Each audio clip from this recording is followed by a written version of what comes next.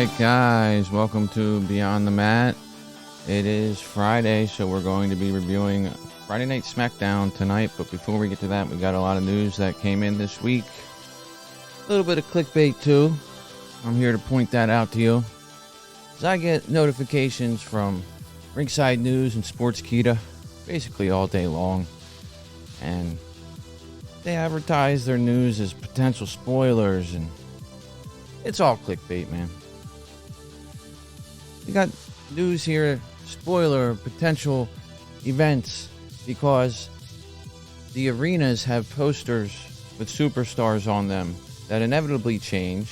They're only advertising the current superstars as what they are. So if a venue that's holding an event in June says Universal Champion Roman Reigns will defend his title that night, that doesn't mean shit.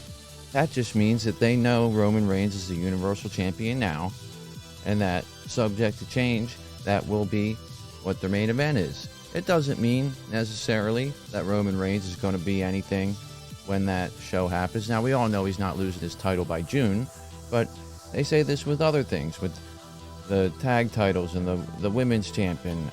Flair is advertised as the women's champ, so she's going to win the I Quit match. All this has nothing to do with anything. It's a way to get everybody to click on it and go there, which is pretty much everything I see on Ringside News. Another report on Ringside News, we hear Roman Reigns, no opponent for him. WWE does not have a plan for Roman Reigns' opponent. This entire article, based off the quote from Andrew Zarian of the Mat Men podcast, who said, quote, "As far as I know, and this is something I was told, it hasn't been decided yet on how they're doing this. Like the concept of how they're going to do this unified title thing, I don't think they've decided if he's going to be on Raw every week or every other week. It hasn't been set yet. They're working all this out right now on how they're going to play this out." Me? This quote says nothing. I don't understand where there's a story here in this quote. To me, my response to this quote is, thank you, Captain Obvious. Stevie Wonder can see that there is no formidable opponent set up for Roman Reigns right now. People are commenting on these articles like they matter. It's a bunch of crap. Now, we also found out that the King's going to be on commentary again this Monday, which we already know. We already knew that. I don't know why anybody feels the need to report that. Now, a good report I did see, according to Brad Shepard on the Unleashed Patreon, he reported that John Cena is expected to make his return to the WWE television in late June of this year. No other details regarding this return were given. But to me, that's a good sign.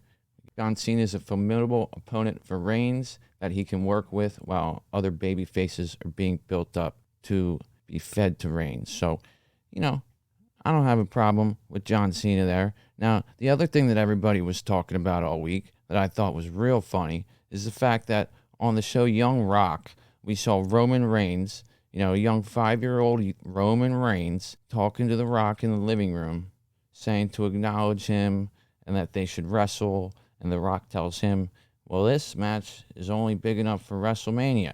And everybody thinks that just because this came out, that's a tease, that The Rock is definitely coming back. Now, I'll tell you this.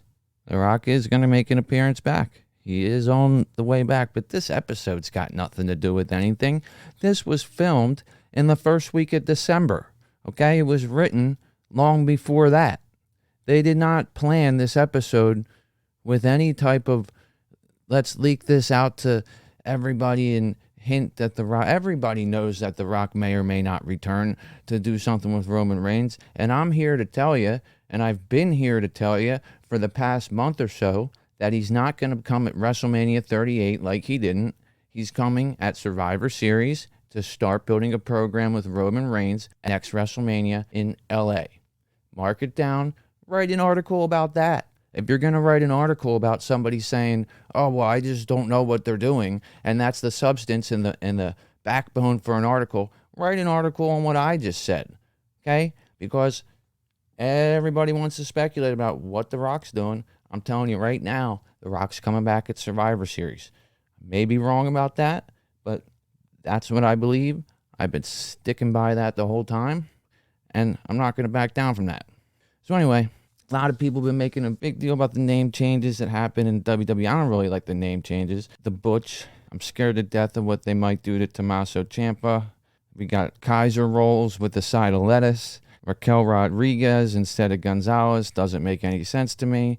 Now, Dave Meltzer commented on this, and he says, quote, the actual story behind this, all the talent got a memo from Vince McMahon.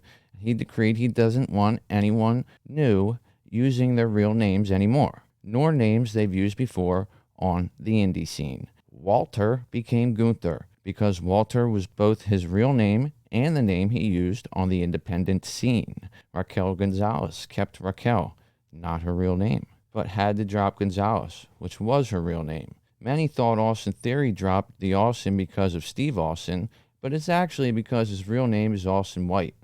Raul Mendoza is a WWE name, except Raul really is his first name, so he had to ditch it. As it always is the case, the memo only applies to people who are newer and who they decided it applies to. Randy Orton isn't going to change to Frank Trevino, for example. And Brock Lesnar and Ronda Rousey don't have this rule applied to them either. It would be nutty if Riddle has to change his name because Riddle really is his last name, but it looks like this applies mostly to people just coming onto the main roster, and this doesn't apply to Cody Rhodes at all. Humberto Carrillo isn't a push name, but his real first name is Humberto. Pete Dunne had to be Butch. As for Marcel Barthel, who knows past somebody didn't like the name since Marcel Barthel was a WWE-owned name that he never used until WWE. So Meltzer's basically saying here that somebody in WWE must not have liked Marcel's name. So Meltzer goes on to say, but from this point forward, they don't want anyone using their former names or their real first or last names, except if you're Gable Steveson, and this will change soon enough, like it always does. So Meltzer's basically giving us a reason why Vince McMahon likes his superstars to change their names. I think we all knew about this, but whatever. Moving on, we had WWE confirmed to have a date in the UK, Cardiff, Wales. This will be a pay-per-view event held on Labor Day weekend. Drew McIntyre has already came out and said he wants to face Roman Reigns there. I think that's a great idea. Have McIntyre face Reigns in the UK, have Reigns go over. Good opponent for McIntyre. Roman's reign keeps going strong. Use this summer to build McIntyre up. The other thing about this pay-per-view, it's happening in the UK, so it'll be at 3 o'clock in the afternoon, just like the ones in Saudi Arabia, and we'll be able to be done with it by 7 p.m. I love that. I love the pay-per-views that start in the middle of the afternoon instead of starting at 8 o'clock at night and keeping me up till 1 in the morning. Not to mention the pre-show starts at 6 and has absolutely nothing on it worth mentioning. So I'm looking forward to these pay-per-views. We're actually going to get back-to-back foreign pay-per-views here, with the September pay-per-view being in the UK, and then we have an October pay-per-view in Saudi Arabia. So 2 months in a row, we're going to get premium live events outside of the U.S., where the WWE rakes in a boatload of cash because they're pre-sold shows. I mean, this one in Cardiff, Wales has 59,000 pre-sold tickets to it. Now, it doesn't mean that 59,000 people have already bought tickets to go to it, but it means that 59,000 tickets are already paid for to the WWE, plus everything else and whatever the deal is. So it doesn't even matter if they sell these out, which they will, because they don't go to that area very often. So it's a good thing for them. It sucks to not have pay-per-views over in the U.S. for the U.S. fans, but at the end of the day, I'll take 10 pay-per-views in the U.S. a year over 12 if 2 of them are going to start at 3 in the afternoon rather than 8.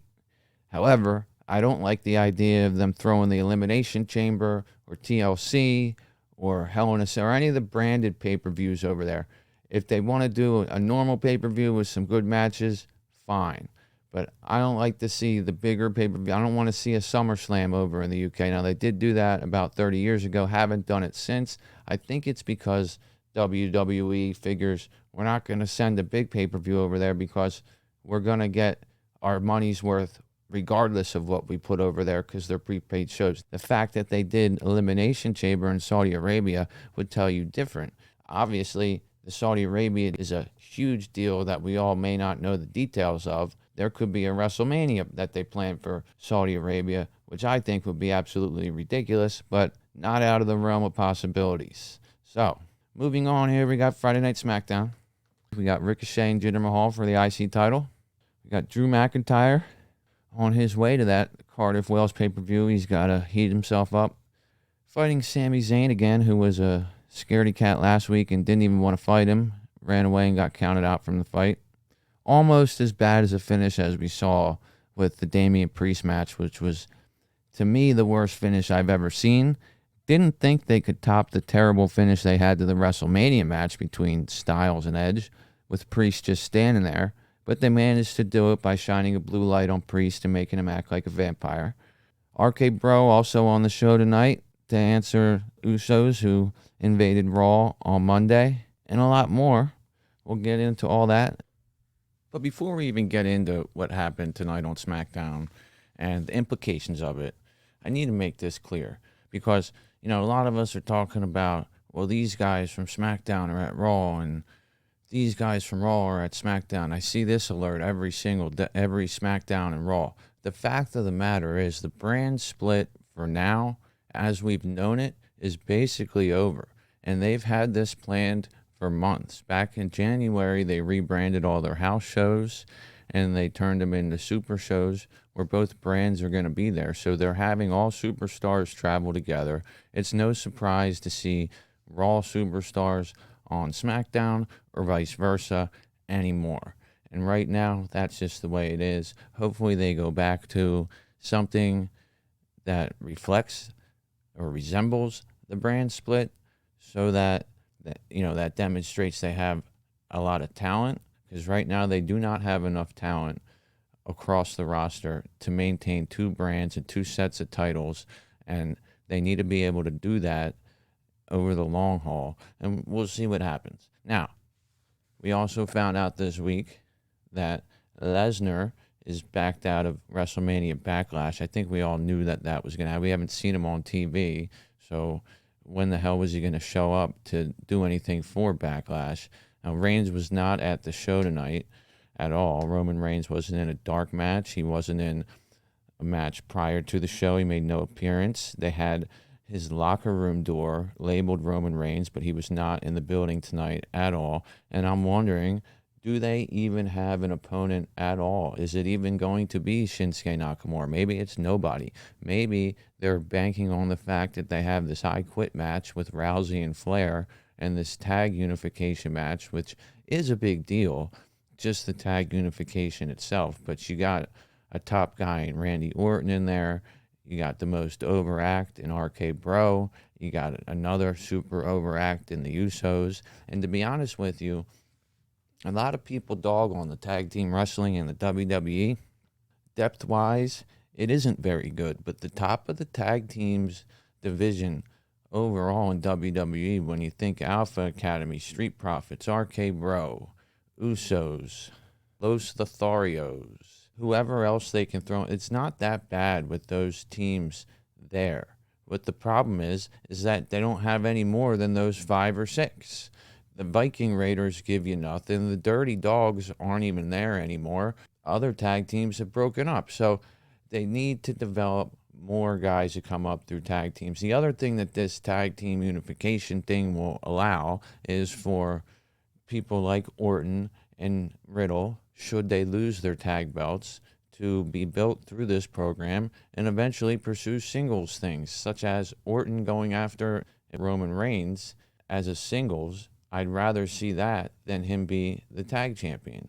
If Orton can get that belt off of Roman Reigns and then make it more believable for other people to defeat him, like a Riddle, like a Rhodes, like a Rollins, like anybody on the roster who's getting held back by the fact that Roman Reigns is the champion and we can't see anybody else as a freaking champion, I'm all for it. But the tag unification stuff, for now, I'm into it. Over the long haul, I hope they end up splitting up these belts again, but only if they have the roster to do it. And I think that they can easily build the roster to do it over time. But right now they don't have it, and it's very repetitive. You know, we've seen RK Bro pin Alpha Academy 7 times in the past 2 months. I think we've seen that matchup enough. And who are they going to do? Go against the Street Profits again so they can pin them for the 8th time in the past 3 months? It doesn't make any sense anymore. So the only person for RK Bro to face is the Usos. The Usos have wiped out the tag team division Smackdown. And so this is where we are. Nothing wrong with it. Another thing we saw this week was Natalya in NXT. She confronted Cora Jade. She's basically doing the Dolph Ziggler thing down there, being a gatekeeper, helping out management to evaluate talent, help work in-ring skills. And the thing is, a lot of people will say, well, Natalya, she's not positioned very well on the main card. Why the hell would you rub her against anybody? It's not really going to help. And to that, I would say I agree with you, because all she's going to do is help build up this talent, and people are going to associate them with somebody who can't even make it at all on the main roster. They're going to associate this up-and-coming talent with a loser on the main roster. And the thing is, that's true. And that's sort of the balance that's going to make this strategy not pay off for them in the long run. Yes, it's probably going to help the talent be more skilled, but it's going to make them be viewed as much less when you have them working with people who on the main roster are basically known to be losers. They never win anything anymore. Now, I think it's great for people like Natalya with their experience to help younger wrestlers, but I think it should be done in another way. And I think if they are going to do this, they need to position Natalya on the main roster to actually look strong, so it looks like a strong person is actually trying to help somebody rather than a very weak person. Now, we already saw Natalya on the show tonight with Baszler again. It's been reported by Andrew Zarian that Rousey and Baszler were going to become a tag team. I don't know how the hell that's going to happen when Rousey's working with Flair for the I Quit match. Maybe this happens after Backlash, and maybe Baszler brings a little bit more of the presence to the ring, and Rousey brings the star power. But for now, I don't see Natalya and Baszler breaking up, because we just saw them on the show, and I think Rousey's in a program, so why the hell would she be in a tag team? Now, if she loses the SmackDown title, I can see her in a tag team. If she wins it, again, why the hell would she be in a tag team with Shayna Baszler? So I would like to see that happen after all, because I think Shayna Baszler is great, and I think having her in there with somebody popular like Ronda Rousey, despite the fact that she puts us all asleep, I think it'll elevate Baszler. And I think that maybe having Rousey in there with somebody familiar with her like Baszler will maybe perk her up just a little bit. I think that's a running idea. I don't think Zarian's too far off with that one. I just don't see it happening based on the current structure of things. The other thing tonight, last note, LA Knight moved up to the main roster. He did not appear on the show, but he managed a dark match for Mace. And that's pretty much all the news we had going into this one, so we'll get started off with Friday Night Smackdown. Started off with RK Bro. We saw a video package of what happened on Raw between RK Bro and the Usos and the Street Profits and Alpha Academy. All that resulted in RK Bro defeating Alpha Academy, Usos defeating the Street Profits, and everybody saying, okay, I guess this is the last 2 teams we have, RK Bro and the Usos. So here we are on SmackDown. We have Orton and Riddle entering the ring. McAfee calls the birds that come out of Riddle's ass grasshoppers. People are going nuts as they come out. Riddle says he's real excited. Orton says he's pissed here because the Usos came to their show and challenged them, so they're coming to their show to challenge them, and they want to get them to get their ass in the ring right now. Both teams are very over here to me. I mean, the Usos come out. Everybody loves them. This is a real hot feud. I think they're going in the right direction with this one, considering the fact that Roman Reigns hasn't been on the show I don't know who the hell he's going to be facing. They may not have any program for him. He may be injured.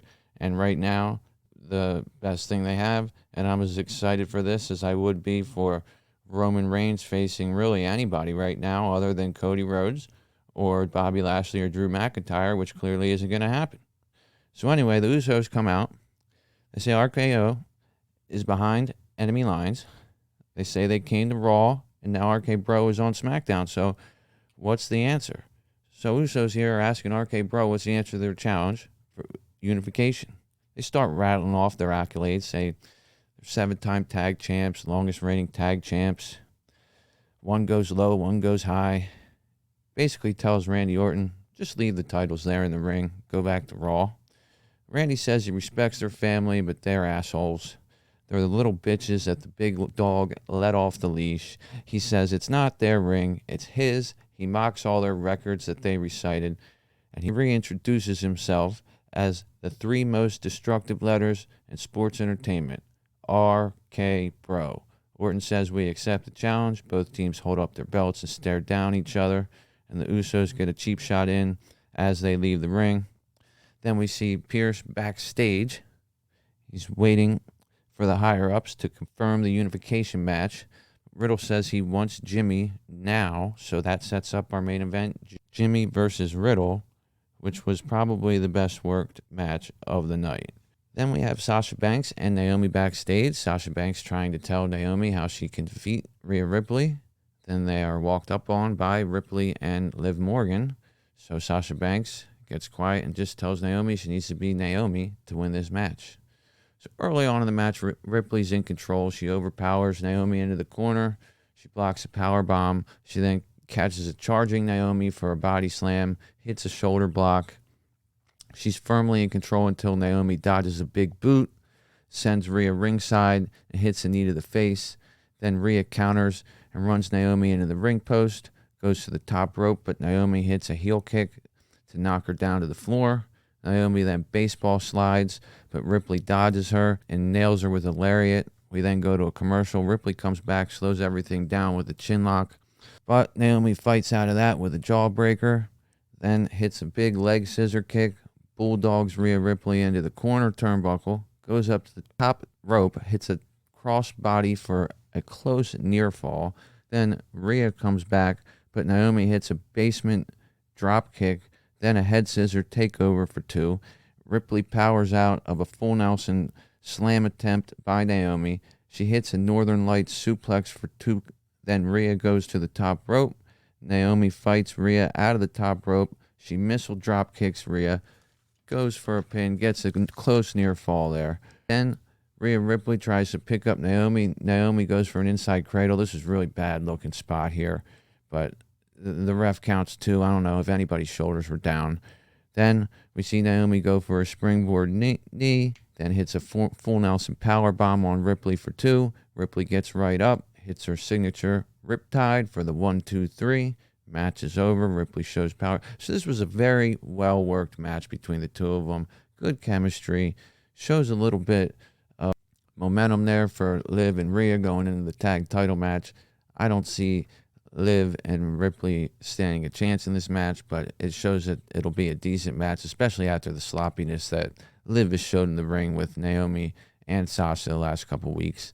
But we all know that this is going to lead to a Rhea turn on Liv, and I could even sense Rhea fighting a little bit more aggressive, a little bit more heel style tonight, but she ended up picking up the win here. It was nice to see her get the win because I really want to see her turn heel and make a run at the Raw Women's Championship.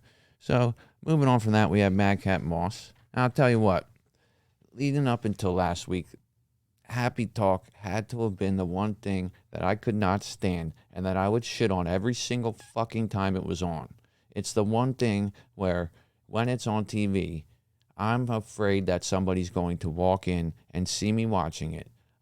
I want to turn it off, but I watch it anyway. Now, I watched it last week, and it was entertaining because Madcap Moss turned on Corbin.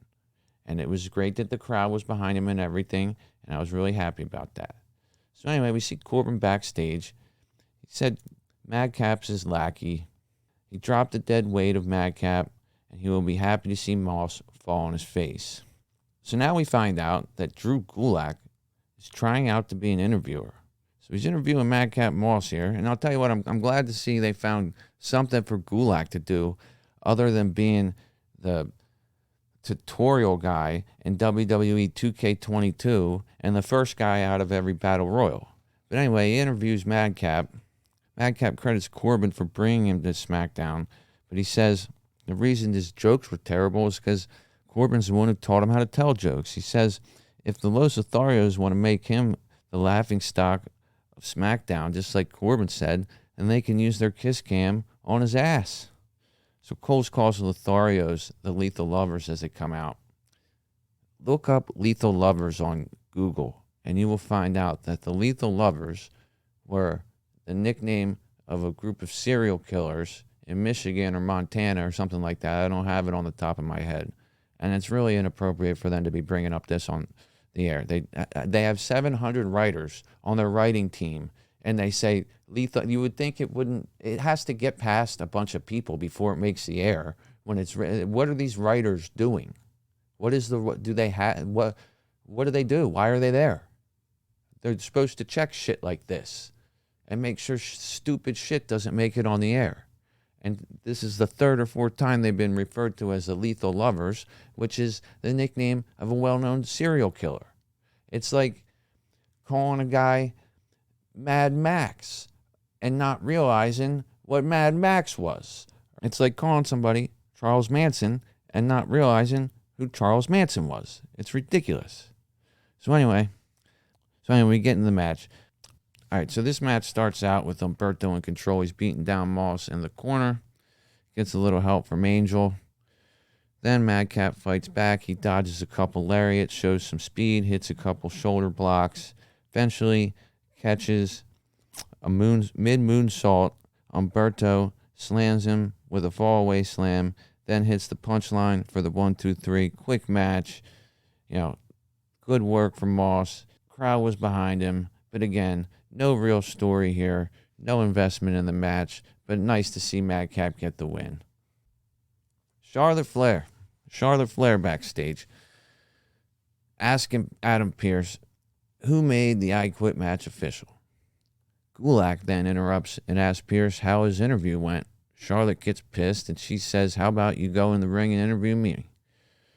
So Gulak was way over the top, bringing Flair out, introducing her, saying all her accolades and how great she is. McAfee says Flair brings out electricity. Just the mention of her name brings out electricity. Well, in my house with Charlotte Flair's on the TV, I want to cut the electricity to the TV.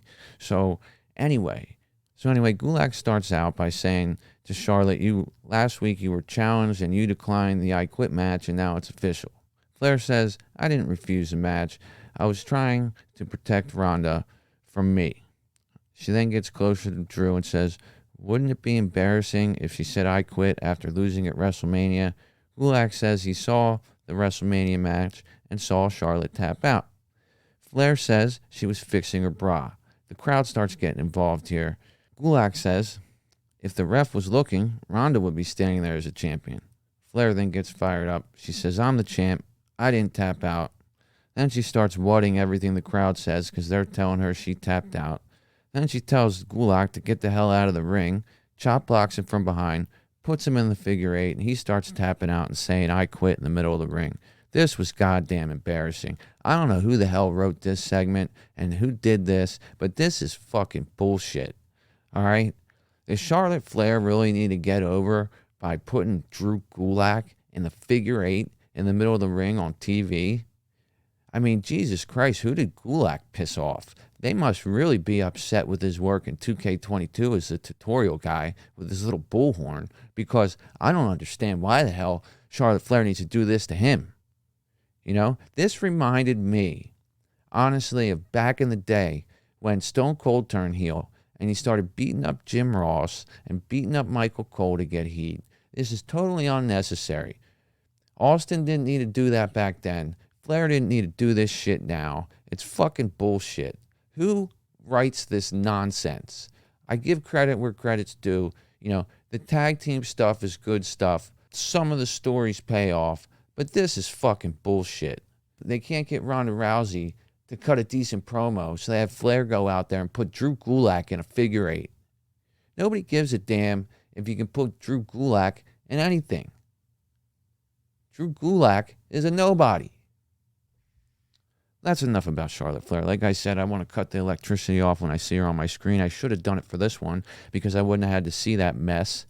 But anyway, we find out in between this segment and the next that we're going to have a double wedding on Raw next week with the 24/7 group. So we got Tamina and Tozawa getting married, and we got Dana Brooke and Reggie getting married.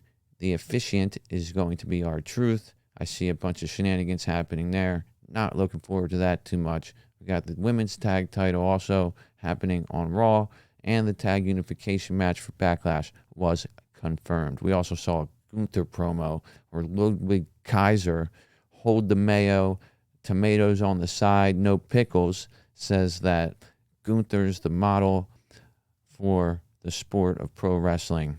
Puts him over as a destroyer. And enough about that. I will talk more about Gunther when we see more from Gunther. So then we see Zayn backstage. He says that he wasn't trying to avoid McIntyre, that he's going to prove he's not scared. We get the match between Drew and Sami Zayn. And I'll tell you what, this was no different than last week. Drew was totally dominant. Picked up Zayn in the spinebuster position, slammed him into the barricade, into the apron, into the ring post, got him back in the ring, got into the corner, did a nice overhead belly-to-belly throw. Eventually, Zayn starts to run out, runs over the announce table, hides behind Pat McAfee. Ridiculous stuff they're telling here. They're basically showing us that Zayn's a complete pussy when he's not. Now, I appreciate the fact that Zayn's selling this stuff well and making Drew look like a monster, but they could put on a good match here and do the same fucking thing. So, eventually, Drew cuts him off. He gets him back in there. He goes for a Claymore. Zayn rolls out of there. Then Zayn tries to break the eyes of Drew. Drew eventually hits a Glasgow kiss on him.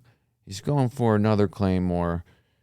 Zayn runs out of the ring into the crowd, eventually all the way up to the concourse, and then McIntyre chases him into the crowd after Zayn gets counted out in this match. Zayn then runs into Pierce backstage. Pierce says that's bullshit. You're not doing that shit again because next week there's going to be a lumberjack match between you and Drew McIntyre. So that all sets up a lumberjack match between Zayn and McIntyre. They're moving this feud along. I don't know who the hell's writing it. It doesn't make any fucking sense why we'd have two bullshit count-out finishes 2 weeks in a row. Why is Sami Zayn so fucking afraid of Drew McIntyre? He's never afraid of anybody up until now. This is fucking bullshit. At least have McIntyre hit the Claymore and pin him, because that's what's going to happen next week anyway. One count-out, maybe. This week should have been something different. Next week, lumberjack match. After that, cage match. Progress it somehow. No progression whatsoever over the last 2 weeks. We just got banged into our head that Sami Zayn likes to lose to Drew McIntyre by countout. That's basically it. But they're still making McIntyre look strong, which is good because he's somebody that they want to face Roman Reigns, and we need our Roman Reigns opponents to be strong. So we got Ricochet and Jinder Mahal. Ricochet tells Kayla Braxton backstage that he is not leaving without the IC title belt. So Mahal controls this one early. He was real sloppy in this match. He hit a springboard powerbomb for 2, then drives Ricochet into the corner. Ricochet fires back, hits a step-up insecurity, rolling thunder kick, then a springboard crossbody, and a springboard moonsault for 2. Mahal goes for his finisher. Looks really freaking sloppy. They end up rolling up. Grabs the tights of Ricochet, only gets 2. Ricochet pops up, hits a recoil, sets up for the 630. Shanky's at ringside, pulls Mahal out of the ring so Ricochet can't hit the 630. Ricochet then says, fuck both of you, and jumps off the top rope and hits a beautiful splash, wipes out both men, takes Mahal back into the ring, gets up to the top rope and hits a picture-perfect shooting star press for the 1-2-3. Ricochet walks out of here as the IC champ. Nice to see him defending the damn belt on TV. Whoever has it should be fighting on TV with that belt every single week, even if it's against somebody like Jinder Mahal. I don't care if it's fucking Shanky next week. As long as he's defending that belt, it's on there, it's featured, and he looks strong, or whoever the hell is carrying it looks strong. I'm all for it. So then we see Sheamus backstage with Pete Dunne, with Holland. Sheamus is asked whether there's some dissension between the group. He says, hell no. We fight over the remote more than we fight with each other. What are you talking about? Then Butch interrupts him and just says, New Day. Then Sheamus starts talking again. And then all of a sudden, Holland taps on his back and says, we lost Butch. Butch disappears. Later on, we find out that Butch jumped the New Day when they were back messing with their merchandise or their gear or something. And Holland and Sheamus joined him. And they start brawling with New Day backstage. I don't understand why we still have to be feuding with the New Day. Why does Butch even give a fuck about the New Day? I understand that Woods rolled him up last week. I understand what they're trying to portray Butch as, but this is fucking ridiculous. The New Day is irrelevant now. If I was Butch, I'd say, fuck the New Day. Give me somebody else. Give me Ricochet. Give me a shot at that IC title belt. I don't give a fuck about wrestling against the New Day every freaking week.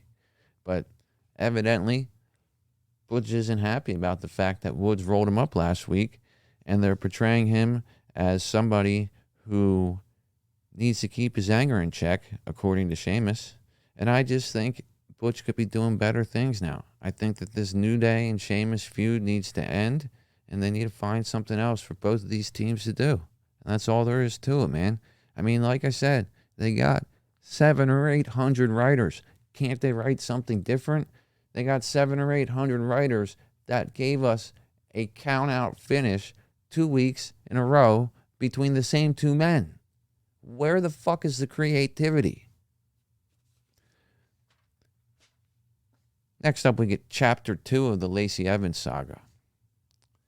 We find out that her father eventually found her and her nomadic mother and siblings in the state of Texas. He tried to teach them some responsibilities, but that ended up backfiring. The responsibilities he taught them ended up really hurting them.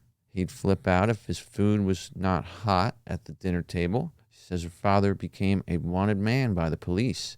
They started living on the run and intense. That made her learn how to fight. Child Protective Services and law enforcement were very involved in her life, but they could not save her. She relied on herself. She kept her head up.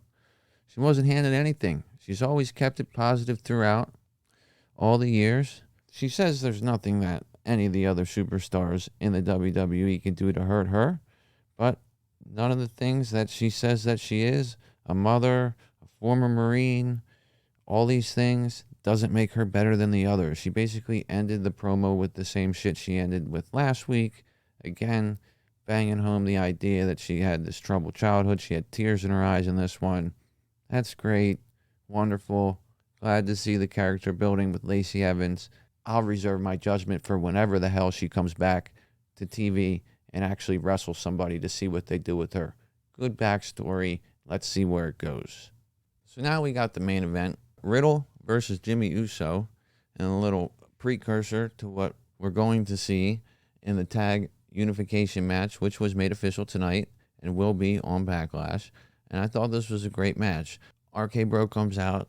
The place comes unglued. The place came unglued when the Usos came out.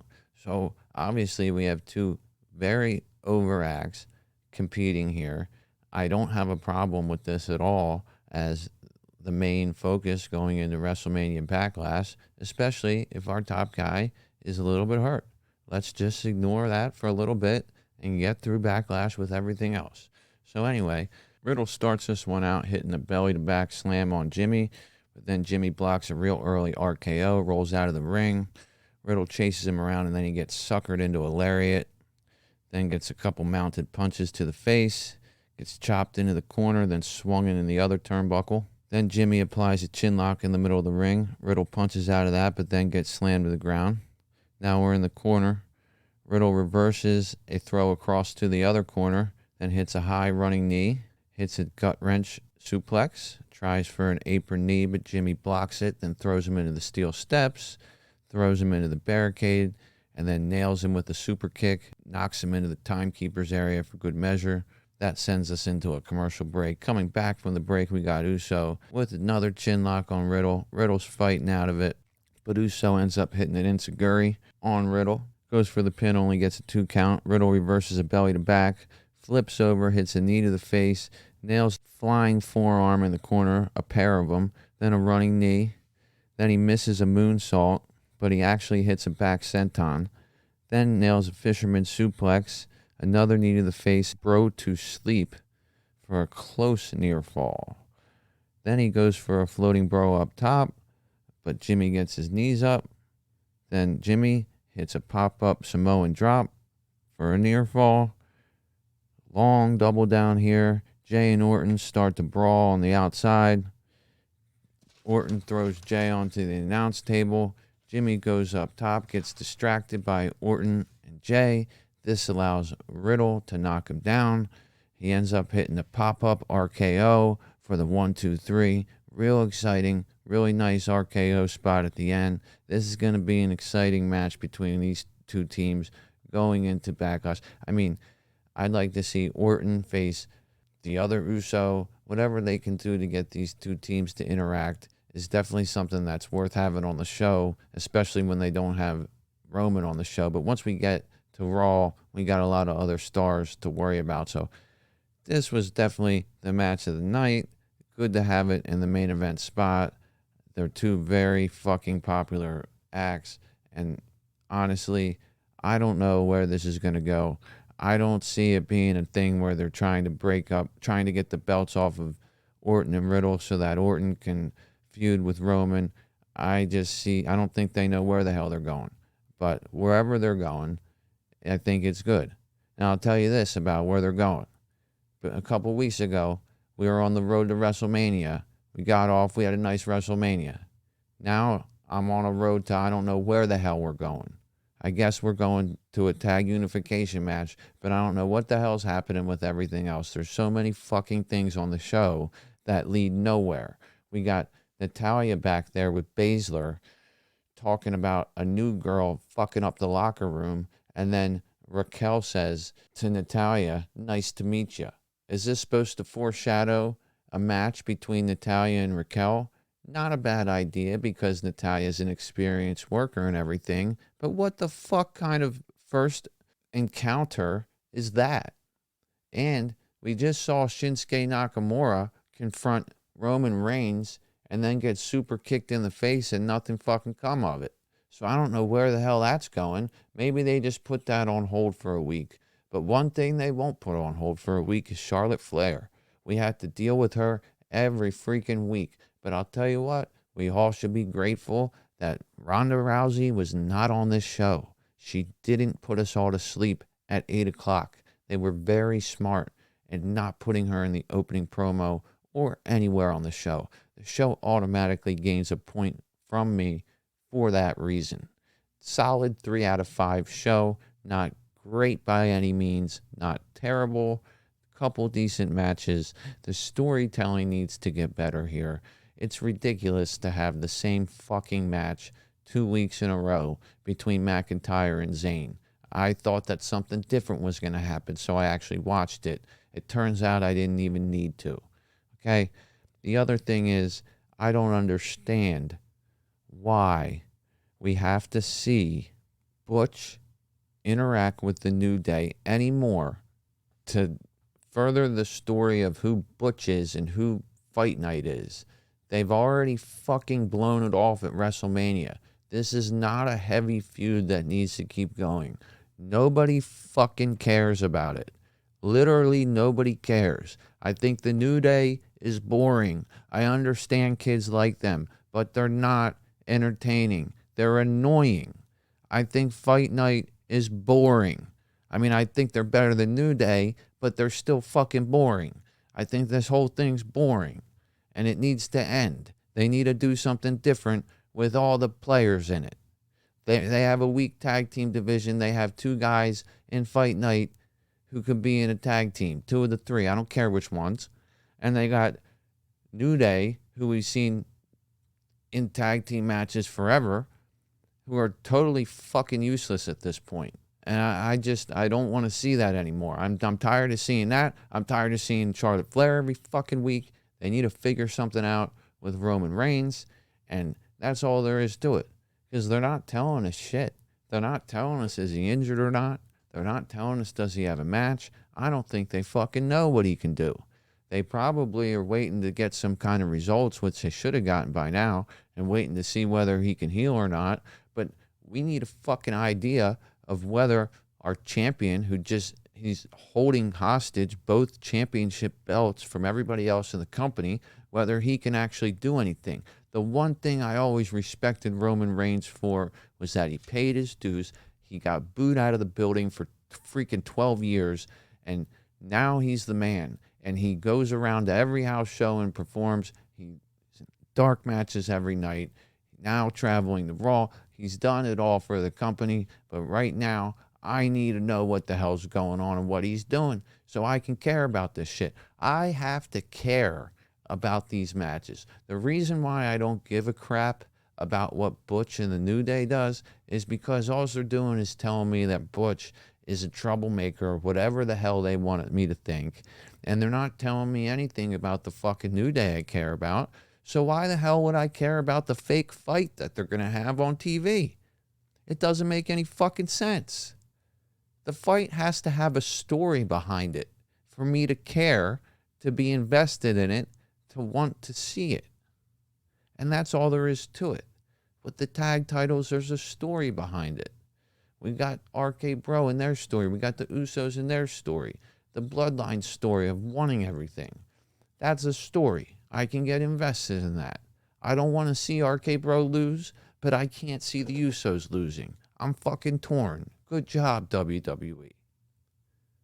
The Sami Zayn and the Drew McIntyre thing. You could have a story, but you're fucking moving along awfully. So I guess the writers that wrote what happened last week took this week off, so they just copy and pasted everything from last week to this week. They just had the same fucking match. I don't know. Hopefully next week we'll see Raquel against Natalya, and we'll see what she can do in the ring. Hopefully we'll see Gunther against somebody besides a fucking enhancement talent and see him move up a little bit. Maybe we'll see LA Knight on the main card and not just managing Mace in a fucking dark match. And I hope to God they don't change his name too. I mean, Jesus Christ, what are they going to call him? Dallas Desperado? I don't know. But they need to do something to change up the flow of this show. And they need to understand that there's people they're featuring on it that nobody fucking cares about, and that it doesn't add shit to the quality of the show. And that's all there is to it. And until that happens, it's going to continue to be a 3 out of 5, a 2 out of 5, maybe a 4 out of 5 on a great night. But they didn't have Roman there tonight. They had a better main event anyway because they actually had a match instead of a promo where Roman just tells us what he's going to do on Monday or what he's going to do on Friday. But at the end of the day, they need to tell the stories and build the storylines. They have all this time now to do this, and we're not getting the progression over the last couple weeks that we should be getting. And I don't get it. You have 800 fucking writers.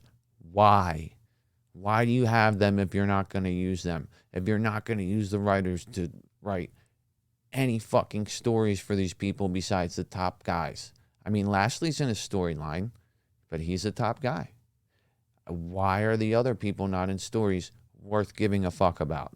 And that's what I'm going to leave you with tonight. Now, I will say I'll be back this weekend with a guest to discuss SmackDown, the future WWE, current state, things like that. And we'll also be dropping some bonus content pretty soon. We've already started recording that. Want you guys to just hang in there with WWE. Remember, when you're watching this stuff, you got to keep your expectations low, your gratitude high. You got to be patient, and you always got to expect the unexpected. If you do those things, it's not that bad of a viewing experience, but when you expect everything to happen in one night, usually you're going to be let down.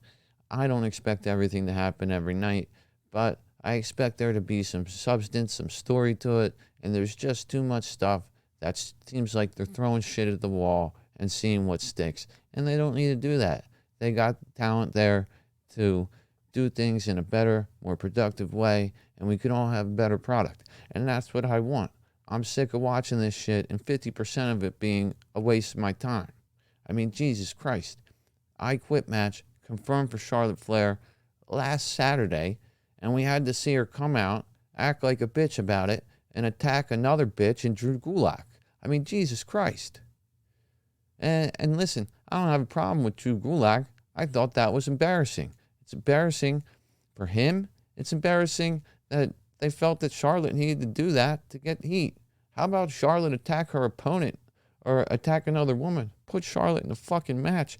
Do something. Or how about this? Leave her off the fucking TV for 2 weeks. Because then maybe if she's not drilled into everybody's heads every week, we might actually be able to tolerate her a little bit more. Give her the Ronda Rousey treatment you gave this week. I understand Charlotte Flair's a big star. You got to have her on the show, especially when Roman's not there. But at the same time, you had Rousey off. Try keeping Charlotte off for a couple weeks. Maybe that'll work. All right, guys, that's all I got for you tonight. But make sure you tune in, subscribe to Beyond the Mat, leave a 5-star review. It really helps me out. I'll catch you guys later. Take it easy. Hang in there, guys.